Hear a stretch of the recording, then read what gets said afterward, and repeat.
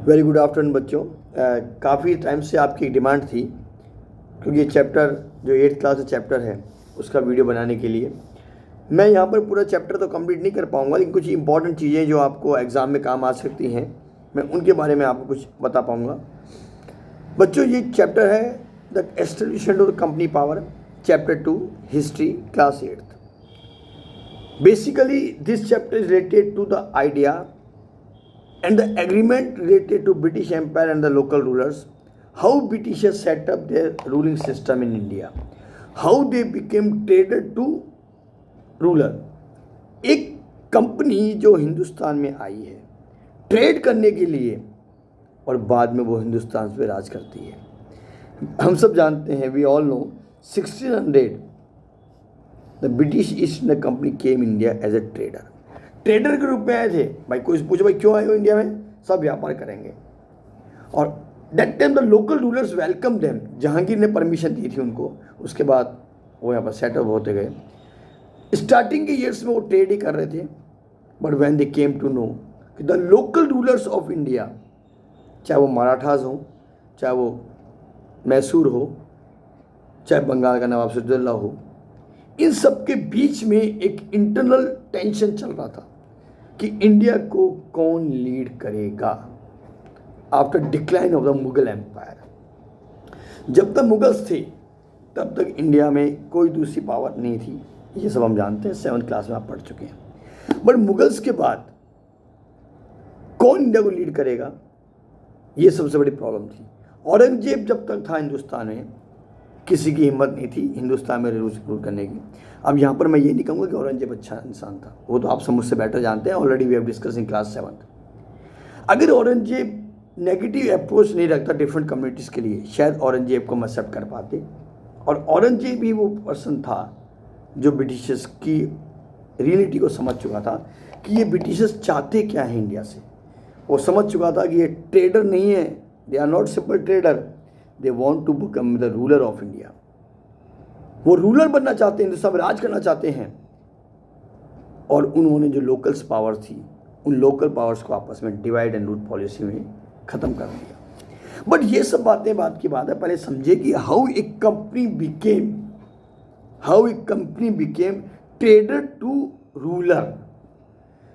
इतना आसान नहीं होता ये, आप कहीं राज करने जाएं और वहाँ के राजा बन जाएं, सिंपल सी बात है, लेकिन सिंपल नहीं है। तो ये बात सही है कि ब्रिटिशर्स पावरफुल थे, तो which things make them powerful, which thing makes them economically strong, ये चीज़ सबसे इंपॉर्टेंट समझने की।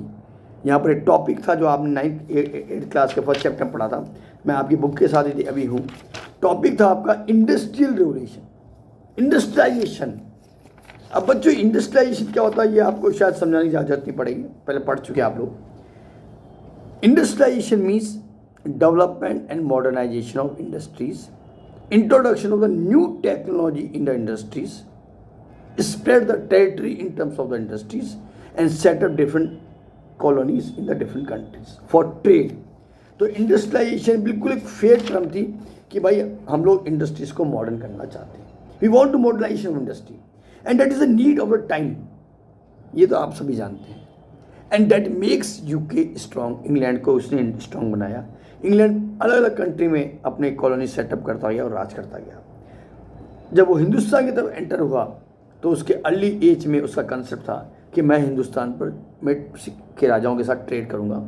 जहांगीर ने वेलकम किया, लेकिन वेलकम करते करते कुछ सालों में ब्रिटिशर्स से जान चुके थे कि इंडिया में राज करना तो आसान हो ही, ट्रेड करना तो आसान हो गया, साथ के साथ we can set up our ruling system. हम अपना रूलिंग सिस्टम भी सेटअप कर सकते हैं, हम राज कर सकते हैं, we can become the ruler of India. अब क्वेश्चन ये आता है कि ऐसा क्या था ऐसा कि ये रूलर बन गए। मुझे पढ़ाते 20 साल हो गए इस चैप्टर को, और जब मैं चैप्टर पढ़ाता हूँ मुझसे बच्चे यही क्वेश्चन पूछते हैं कि सर क्या हम इतने हेल्पलेस थे या इतने कमज़ोर थे। बच्चों, यहाँ पर एक बात सुनाऊंगा मैं आपको। एक बात है जो हमारे बुजुर्ग कहते रहते हैं हमको, मन के हारे हार है, मन के जीते जीत। इसका मतलब ये होता है, अगर हम किसी चीज़ को मान लेते हैं वी कांट डू, मैं नहीं कर सकता, it is not in my capacity, I can't do, तो मैं नहीं कर पाऊंगा उस चीज़ को। बट अगर मैं मान लेता हूं कि मैं कर लूंगा तो मैं कर भी लूंगा। थोड़ा मैं सब्जेक्ट से हट के बात भी करूंगा। कई बच्चे एसएसटी को लेकर, कई बच्चे मैथ्स को लेकर घबराते रहते हैं हमेशा। मैं उनसे पूछता हूँ कि कितनी बार आप मैथ्स की बुक लेके खोल के बैठते हैं कि मुझे इक्वेशन करनी है, कितनी बार सवाल करते हैं आप लोग, कितनी बार एसएसटी पढ़ने की कोशिश करते हैं। और एसएसटी का तो बेचारी का ऐसा माहौल बना रखा है, मैं थोड़ा सा बोलूँगा इस बारे में। पेरेंट्स का कुछ पॉजिटिव रिएक्शन नहीं होता एसएसटी के बारे में। वो बच्चों बचपन से यही बात कहते हैं, बेटा रट ले, मैंने रटा था, तू भी रट ले।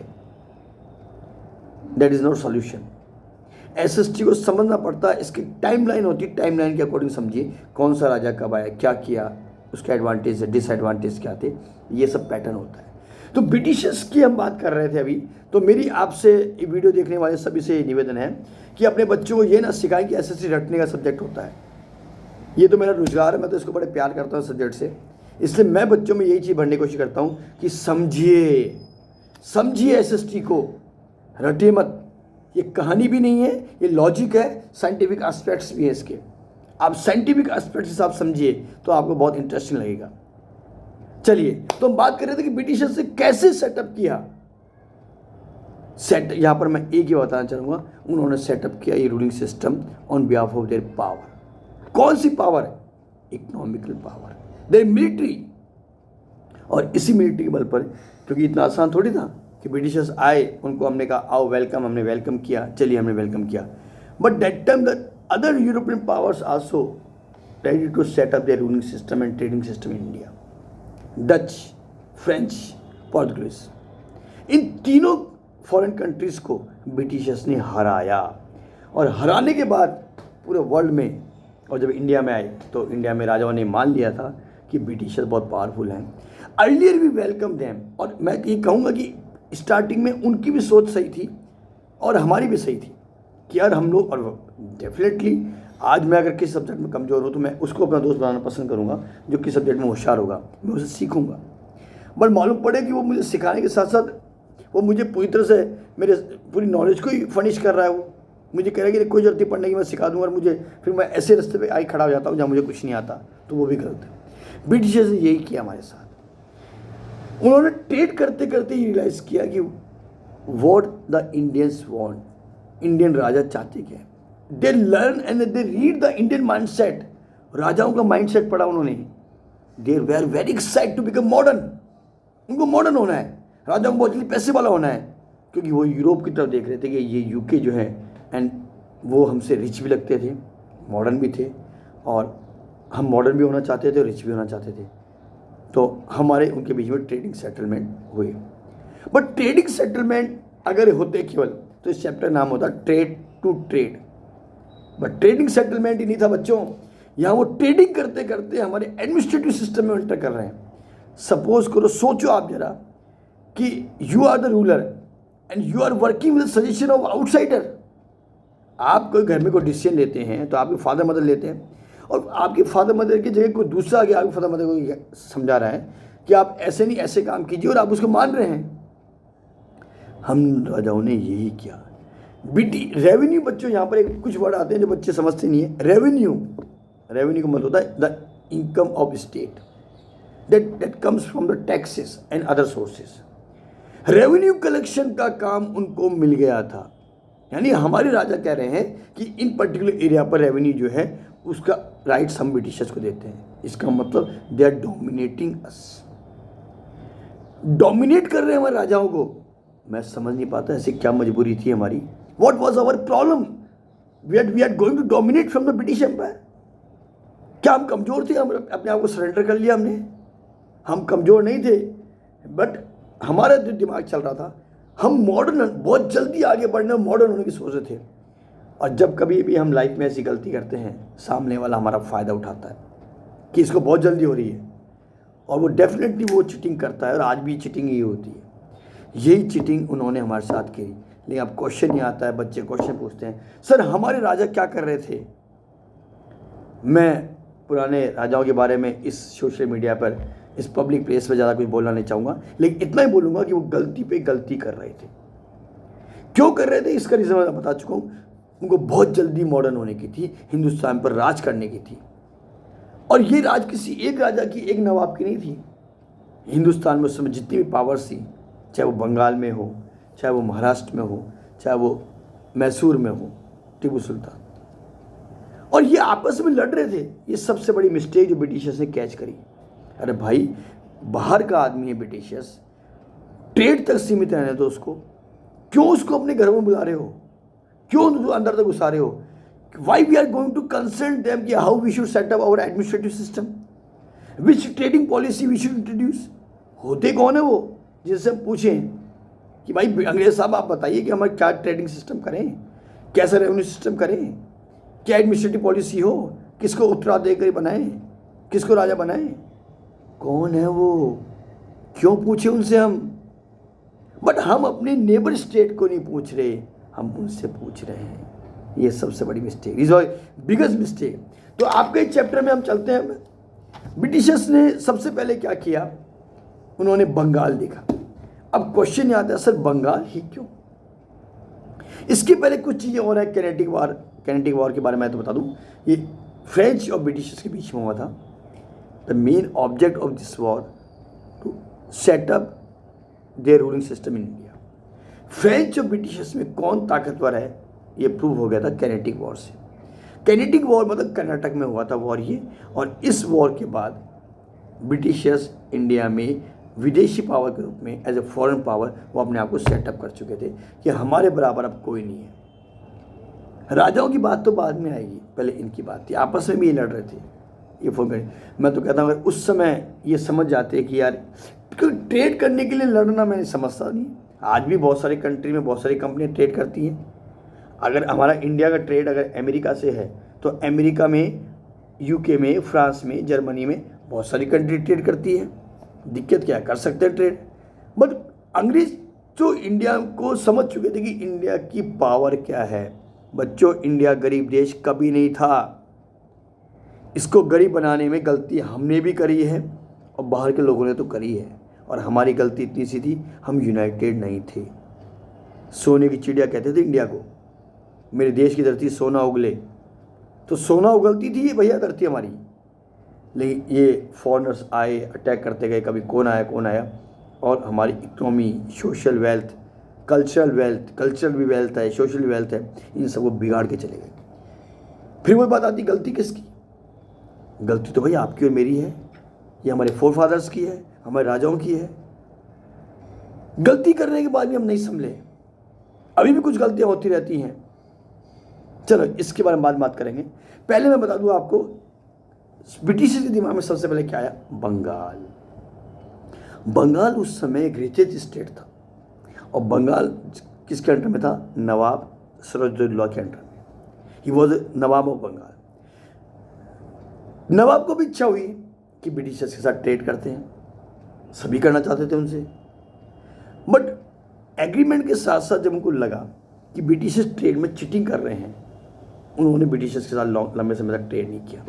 बट ब्रिटिशर्स जानते थे कि बंगाल को ऐसे नहीं छोड़ सकते, तो उन्होंने क्या किया, बंगाल का जो कमांडर था मीर जाफर से मिले कि देख भाई, तेरा नवाब तो हमसे ट्रेड करना चाहता नहीं है, अगर तू नवाब को हराने में हमें हेल्प करेगा, आगे ना देखो divide and rule policy, if you will help us to defeat the Sirajuddaula the Nawab of Bengal, तो हम आपको नवाब की जगह आपको रिप्लेस कर देंगे। मेरे बच्चों, अगर बंगाल के नवाब और मीर जाफ़र दोनों ये समझ जाते कि ब्रिटिशर्स क्या गेम खेल रहे हैं, तो शायद हम हारते नहीं। लेकिन वही बात आई ना, राजा बनना किसको अच्छा नहीं लगता। मीर जाफ़र ने कहा, अरे वाह, मैं कमांडर हूँ, कल को मैं राजा बन जाऊँगा बंगाल का, हिस्ट्री मेरे नाम से लिखी जाएगी। चलो जी, अपने ही स्टेट के लिए दगा कर दो, चीटिंग कर लो। चीटिंग करी, और चीटिंग करने के बाद उसको बहुत जल्दी समझ में आ गया कि ब्रिटिशर्स ट्रेड करने के साथ साथ इलीगल ट्रेड भी कर रहे हैं, करप्शन भी कर रहे हैं। अब यहाँ पर बच्चों करप्शन कैसा है? सपोज कि जो मैं आपको परमिशन देता हूँ कि आप 100% मान लो ट्रेड वैल्यूज़ है किसी चीज़ की, 50% पर आप ट्रेड कर सकते हैं, और इसमें आपको मिनिमम टैक्स से ट्रेड करना पड़ेगा। ब्रिटिशर्स ने एग्रीमेंट कर लिया कि हम 50% पर ट्रेड करते हैं।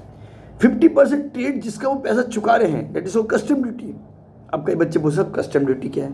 अरे बच्चों, whenever you are going to start a trade with any foreign countries, you have to pay some custom duties. जब भी हम दूसरे कंट्री के साथ ट्रेड करते हैं, हमें कुछ टैक्सेस चुकाने पड़ते हैं, that is called custom duties. तो ब्रिटिशर्स क्या कर रहे थे?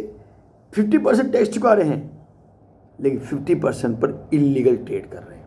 इलीगल ट्रेड का मतलब क्या हुआ कि चोरी छुपे अपना और माल बेच रहे हैं, और उसका वो टैक्स जो था वो राजा को, मीर जाफ़र को, जो नवाब बना, उसको नहीं चुका रहे। इस तरह से मीर जाफ़र की जो इकोनॉमिक कंडीशन थी वो पूरी होती गई। मीर जाफ़र का यार ब्रिटिश से ट्रेड तो हो रहा है, बट इनकम क्यों नहीं हो रही?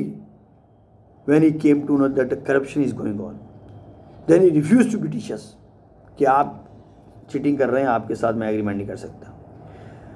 अब ब्रिटिशर्स तो बंगाल को छोड़ने वाले नहीं थे, मैं पहले कह चुका हूँ आपको। उन्होंने क्या किया? मीर जाफ़र का जो सन इन लॉ था, यानी उसका दामाद, देखो राजा बनने की होड़, देखो आप, एक परिवार में ये होड़ चल रही है। मीर कासिम को पकड़ा। मीर कासिम, मैं आपको मीर जाफ़र की जगह नवाब बना दूंगा, आपको हमें ड्यूटी पेड की परमिशन देनी पड़ेगी। मीर कासिम तैयार हो गया। राजा किसको बनना, मैं क्या पहले, बट मीर कासिम को मालूम पड़ा, देखो एक लिमिट होती है हर चीज़ की। ब्रिटिशर्स इतना सा रुपया पे करके और इतना सारा ट्रेड करना चाहते थे। मीर कासिम की स्टेट की हालत ख़राब हो गई। मीर कासिम ने मना कर दिया कि मैं ट्रेड ऐसी परमिशन नहीं दे सकता आपको। तो बाद में उन्होंने क्या किया? Again he oppose to Mir Jafar. मुझे ये जब पढ़ाता हूँ तो मुझे हंसी आती है कि राजा बनना अच्छी बात है, क्या राजा बनने के लिए हम अपने सगों को धोखा देते हैं, अपने नियर और डियरेस्ट को धोखा देते हैं? This is wrong. बाद में उन्होंने मीर जाफ़र को वापस बंगाल का नवाब बना दिया। बंगाल का नवाब बना दिया, यहाँ तक तो बात ठीक है। और इस बैटल को हम कहते हैं बैटल ऑफ प्लासी। तो बच्चों, बैटल ऑफ प्लासी में क्या हुआ आप सब समझ चुके हैं। आपकी ये टेक्स्ट बुक भी कुछ कहती है। बैटल ऑफ प्लासी में बंगाल का वॉर हुआ। बंगाल को ब्रिटिश ने जीतने की कोशिश करी और नवाब साहब को हटाकर और मीर जाफ़र को नवाब बना दिया गया। लेकिन यहाँ तक बैटल ऑफ बक्सर तक ब्रिटिश चुप नहीं थे। कई बार आपके एग्जाम में क्वेश्चन में आता है what was the importance of battle of Buxar. तो इस क्वेश्चन में आप लिखिए, through the battle of Buxar the Britishers setup, यानी मैं कहूँ कि एक पिलर वो अपना जमा चुके थे इंडिया में, बट अभी रास्ता बहुत बाकी था, बहुत कुछ जीतना था उनको। यहाँ पर हुआ ये कि मीर जाफ़र को लग गया कि यार ब्रिटिशर्स तो कनिंग है। तो फिर मीर जाफ़र जाके बंगाल के नवाब सिराजुद्दौला, शाह आलम, इन तीनों के बीच में एग्रीमेंट हुआ कि हमें ब्रिटिशर्स को डिफीट देना है। और मीर ये सब मिलकर ब्रिटिशर्स को डिफीट देना चलते हैं। और ये ब्रिटिशर्स और इनके बीच में वॉर होता है, और इस वॉर को हम कहते हैं बैटल ऑफ बक्सर। तो देखा आपने ब्रिटिशर्स ने क्या कर दिया? Listen carefully. ब्रिटिशर्स ने इन सब राजाओं को अपने, यानी ब्रिटिशर्स एक तरफ अकेले हैं, एक तरफ इन तीनों को इतना फोर्सफुली कर दिया कि आप सब मिलकर लड़ाई लड़ें। और इस कंडीशन में हम बैटल ऑफ बक्सर में जो ब्रिटिशर्स का नवाब था, ब्रिटिशर्स का मतलब जो कमांडर था रॉबर्ट क्लाइव हार गया। बट हारने के बाद भी आप सोचो वो रुका नहीं। ट्रीटी ऑफ इलाहाबाद साइन करी, और उस ट्रीटी ऑफ इलाहाबाद के अकॉर्डिंग कुछ एरिया जो ब्रिटिशर्स के पास कैप्चर थे, ब्रिटिशर्स उन एरिया को इन नवाबों को देने के लिए तैयार नहीं हुआ। और हमारी मजबूरी देखो, हमने वो चीज़ एक्सेप्ट कर ली, और कुछ जो सरगना थे, कुछ टेरिटरी थे, कुछ स्टेट थे, उनका रेवेन्यू सिस्टम हमने ब्रिटिशर्स को दे दिया। इसका मतलब बच्चों ये होता है कि ब्रिटिशर्स एंटर हो चुके हैं सिस्टम में। बच्चों, अभी मैं ये इतना वीडियो बना रहा हूँ, थोड़ी देर बाद रात तक मैं दूसरा वीडियो बनाऊँगा और इस चैप्टर को कवर कर लूँगा। थैंक यू बच्चों, मेरे ख्याल से आपको जो हेल्प होगी इससे।